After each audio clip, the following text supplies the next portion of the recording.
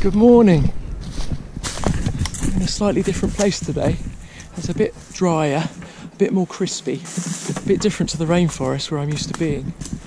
It almost could be England, look at it. All leaves on the ground, very dry, it almost looks very familiar, doesn't it? Believe me though, I'm not in England. Far from it. This place may look bland, quite boring, quite dull, quite quiet. Apart from the rustling in the undergrowth over there. It may look quite bland, but believe me, this place is far from bland. This is the island of Komodo. And of course, Komodo is famous for the dragons. Normally, when I do my walks like this, go exploring on my adventures, I do it by myself. It's the best way to do it, you know, just to be out there by yourself, look, completely and utterly quiet. No one else here apart from me. But here on Komodo, it's part of a national park, and there is a massive rule, a really important rule, and that rule is you can't ever go by yourself. The reason being, of course, the dragons. They are extremely dangerous, particularly this time of year, and so I couldn't possibly come out here by myself, even if I wanted to. That would be crazy. The reason being, if I fell, injured myself, something like that, if something happened to me, I need some serious help. And as a result of that, I have to have with me a ranger. Here he is. He's promised he's not going to interfere, he's just going to literally watch my back. And I'm really pleased to have him along with me because he can hopefully help us find some really cool stuff. Now, coming out of the forest, we're actually heading back towards the ranger station. The ranger station has been here many, many years. They're actually refurbing it at the minute. They're completely rebuilding it. What's amazing though, is that the ranger station, because it's been here for so many years, the dragons have got used to it. The people there have got used to the dragons as well. And so I suspect when we get there, we might see something quite remarkable actually. Because dragons are really adaptable, they're really, really smart. They're not just mindless killers running around biting things. That would be insane. They wouldn't survive if they did that. So what they do is they've learnt to adapt like a lot of other animals have adapted. For example, seagulls and things that come into our cities, rats, foxes, badgers, they've all done what's known as desensitised to human habits. They've learned that rather than being scared of humans, if we don't persecute them, we're actually quite beneficial, and they learn to live alongside of us. Because of course they can raid through our rubbish bins, we offer like security as well because we've got nice enclosed gardens. I suspect as well there's probably dragons around here as well, albeit hopefully very fat ones, very chilled ones, some that are used to humans. So let's have a look. Oh no way, look at this. You see this big barrier?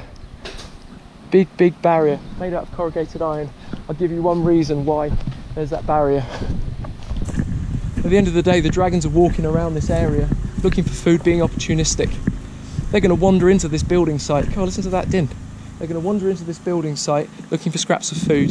The last thing the builders want is to be walking around trying to do their job with dragons literally under their feet, either trying to go for their feet or their legs or trying to steal some food.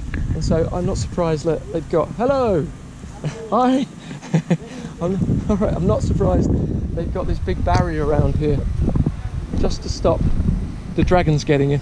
Although there is a little gap there, so they probably best close that up. Let's carry on looking around the other side. I'm just looking around these big panels here.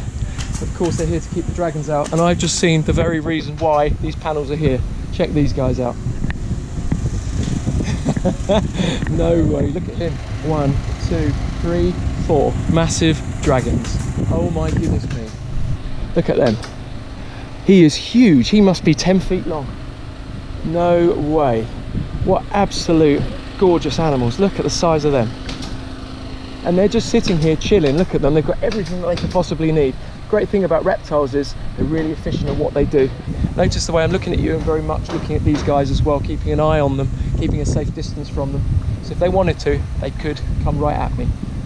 And always, as always, I've got my guy right behind me just in case, making sure everything's fine. But there's this massive barrier around here to stop them going into the building site. But these guys have got everything they want. They can scavenge around under the buildings. This is actually a kitchen here, so it's a really good place for them to hang around. Also, there's a water pipe that's just dripping, providing them with water. Now I mentioned that it's the dry season, they're of course very thirsty. And so they're just lolling around here being dragons. That is so cool. Cheers guys. Enjoy your breeding season. Look at the size of them. Here you go. This is part of everyday Komodo life. Of course, hanging out the washing. But look at that. That's also part of everyday Komodo life. Literally on someone's doorstep. Look, here are their steps. Here's their washing line. There is a dragon sniffing around down here. Look at him, look at his tongue flicking. Wow, he's beautiful.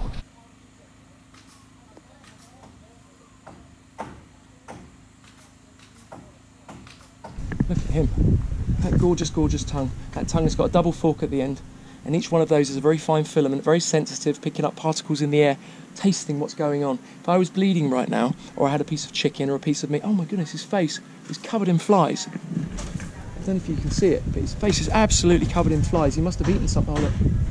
Look in his lips. Tongue flicking. Yeah, he must have eaten something. Oh yeah, he's quite alert actually. I think we'll stand up. Is this...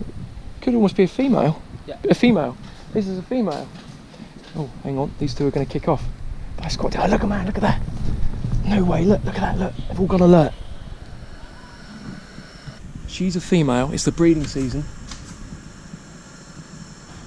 You hear that noise? That's two males potentially about to spar. Let's see if we can get around and see them. Oh my goodness, look at those dragons. 1, 2, 3, 4, 5. Look at that, look, he's puffing himself up. He's making himself as massive as possible. He's saying, I am the top male, how dare you come across me.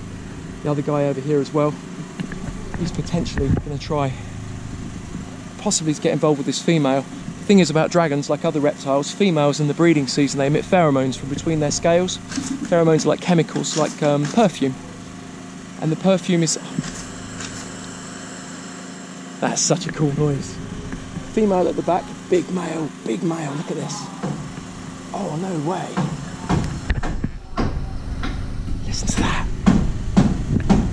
Look at these guys, making themselves look as big as possible. Females at the back, look, oh, look at that. Right, I think I will back off a bit. Yep. Yeah, here we go. Look at that, gorgeous. That was amazing, because this is a male, that's a male as well. But it's weird that they actually chased off the female. It's possible. I was just mentioning about pheromones. Pheromones are a way of chemically talking to each other. It's possible she's been mated with already.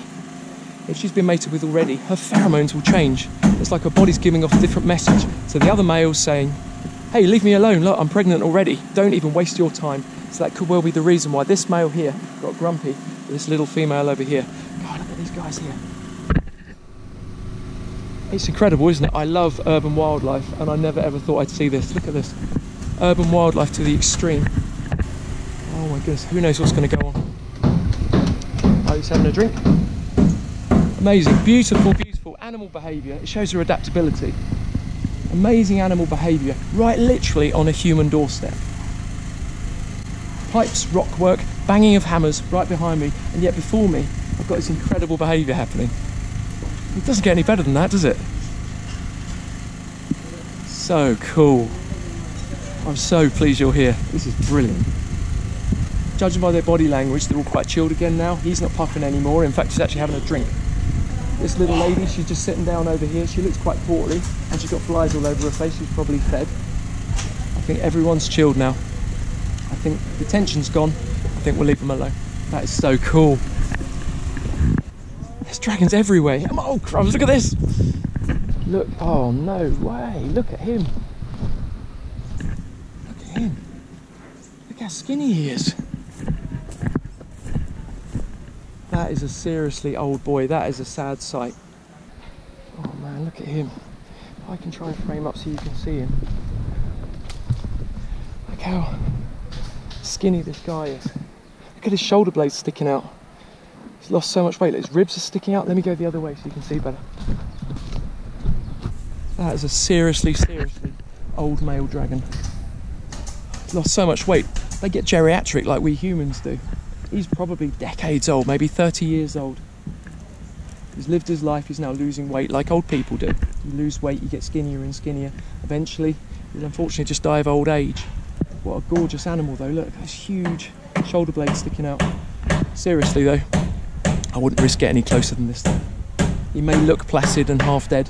Seriously, if I got half the distance again, look at his eye, look, he's absolutely alert and aware of me here. You may be pretending to doze, but I'm not taking any risks, especially seeing how skinny he is. If he's skinny like that, he's obviously very hungry, so I am going to back off.